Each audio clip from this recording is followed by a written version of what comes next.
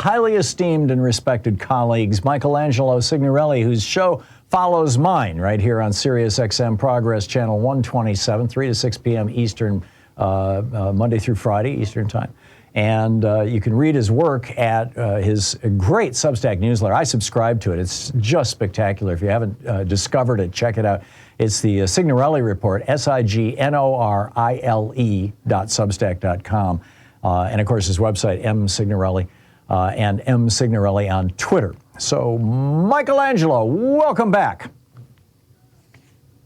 You there? Oh, hang on just a minute. I forgot. Michelangelo, I'm so not used to using the telephone here that I forgot to put you on the line. It's entirely my fault. Great to be with you, Tom. And yeah, sorry I couldn't get into the Zoom today. No, it's all good. It's all good. So there are a couple of stories I wanted to talk with you about. First of all, this remarkable comment by the Pope. I think it went beyond a comment. I'm not Catholic. I don't super follow these things. I don't know if you are or not. But saying that it's time to end the criminalization of homosexuality around the world. I used to work in Uganda, and I was horrified when that country, when right-wing Republican politicians from America went over there and got them to literally make being gay an executable, a death penalty, crime.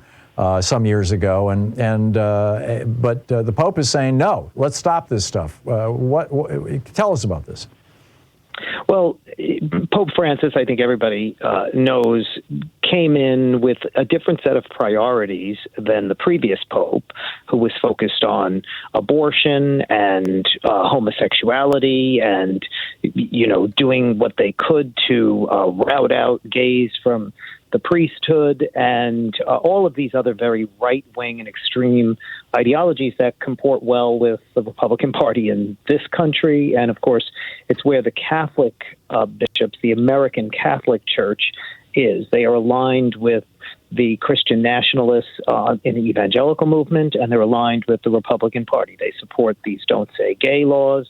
They have been supportive of discrimination against LGBT people for years, and certainly opposed gay marriage, even opposed President Biden signing the Respect for Marriage Act. And this Pope came in with priorities of taking on poverty and helping immigrants and taking on climate change and trying to soften some of these other places where the church has been very right-wing. And, of course, one of those areas is homosexuality and gay rights and gay equality. So he's tried to do what he could within the confines of church doctrine, which only the Congregation for the Doctrine of the Faith within the Vatican can interpret.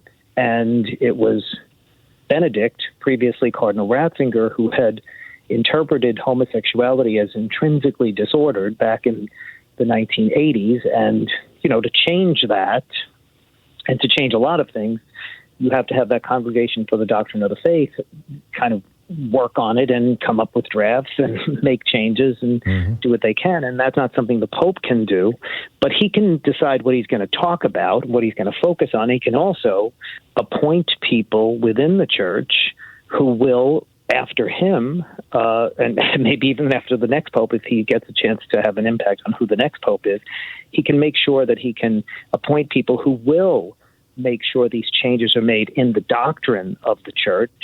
And that's probably a long-term process.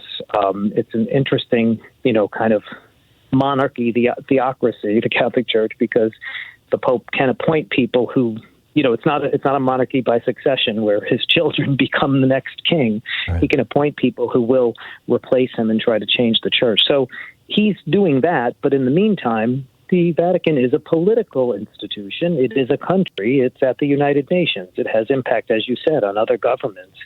And he is doing what he can to pressure governments. And it was pretty amazing that he came out and said countries now need to end criminalization of homosexuality. The 67 countries around the world that do criminalize it, and some of them punishable by death, and that the bishops need to be out front in this, and he said they need a conversion if they don't believe in this, that they need to change. That was a big political statement from him, and I think a good one. Yeah, I've also worked in the Philippines. This was decades ago, but when Rodrigo Duterte took over, he was not only killing people for dealing drugs, he was also using a lot of anti-gay rhetoric. I don't know the status of the law in the Philippines. But do you think that the Pope's words are actually going to have an impact? And will this be reflected? It sounds like, kind of like the Pope is the president and this group of the faith, I forget the phrase you used, that's like the legislature. And the president can kind of jawbone the legislature, but he can't pass the laws. So, is this going to be turned into official Catholic doctrine, or is that what you meant when you said maybe even the Pope after the next Pope? Yeah, I don't think it's going to happen while he is Pope. I think, his main goal now is to replace a lot of these people, both inside the Vatican, who are very much at the forefront of these various organizations in the Vatican, including the Congregation for the Doctrine of the Faith. He's restructured it. He's replaced the ideologue who ran it, but also replacing the bishops in key places, particularly in the American Church, which is very right-wing, and he's replaced a number of bishops with people who are more in line with his kind of reforms. And he is probably feeling very comfortable about speaking out more now because he knows he has the backing of those people. The right-wingers still rant and rave, and he even said, let them rant. In this AP interview that he gave, he said, let them rant. I'd rather they're speaking and saying it to my face because he's better than them working silently behind my back. But he says, look, it's their speech. Let them do it. I think he feels more comfortable letting them rant because it's kind of they're on the losing end of a battle that will go on, and hopefully he will have a hand in choosing a successor because of the people he appoints who choose who's more in line with his thinking.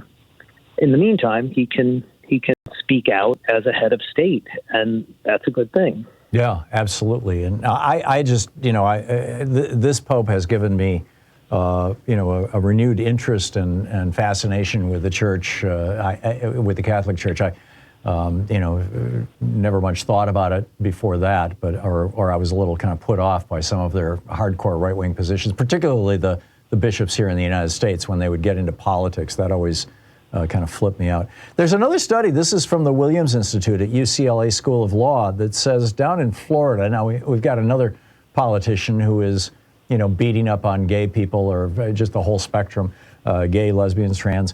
Ron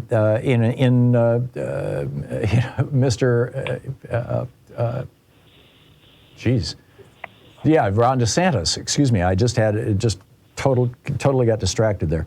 In Ron DeSantis, and 60% of LGBTQ parents are publicly stating that they're actively considering leaving Florida, 20% actively in the process of moving out of Florida.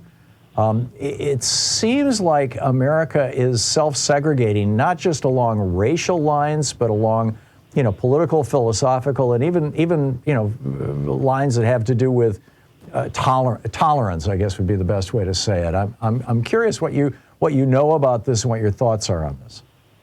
It's almost like an ethnic cleansing, right? He's driving them out.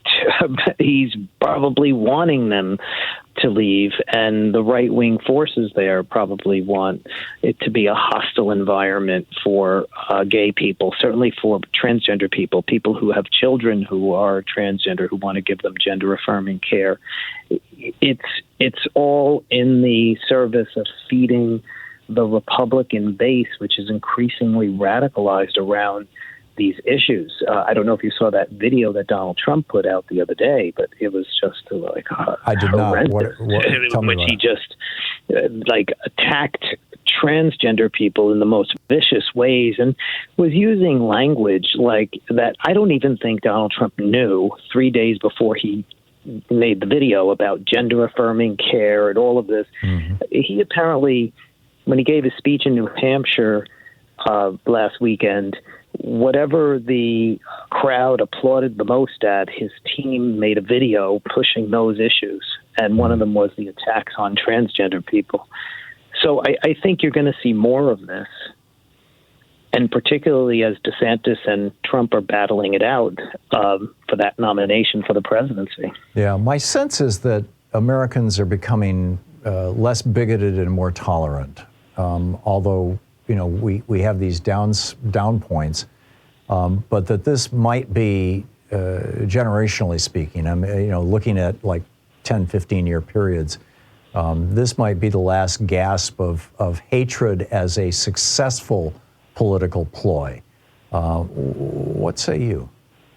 Well, I think you're absolutely right that certainly Gen Z and every generation that's come along, and as you get to Gen Z, you're seeing widespread support for equal rights and certainly abortion rights and LGBTQ rights and racial diversity. And yes, it is enormous progress when you look at the polls.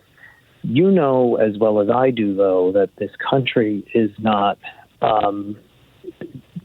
set up in a way that allows for the majority of the people's opinions to actually become policy. Yeah. Because we have the Senate structured the way we do, because we have gerrymandering, because we have voter suppression. And so they are continuing to rule from the minority, and these issues are the issues that they feel will get every last one of their base out to vote in every gerrymandered district, in every state that has 2 senators, but, very few people, right, to elect senator. I mean, you know how it works. So they will continue that. Now, how long can that work for them? I don't know. It's working right now, and we'll see how far it goes. Yeah, there you go. Well, you and I keep fighting the good fight, Michelangelo. Absolutely, Tom. Every day you're doing it, and I admire your incredible output. You're amazing. Back at you, my brother. Michelangelo Signorile, you can hear his show right after mine, right here on Sirius XM Progress, channel 127, 3 to 6 p.m. Monday through Friday. And check out his Substack, Signorile Report. Thank you, Michelangelo.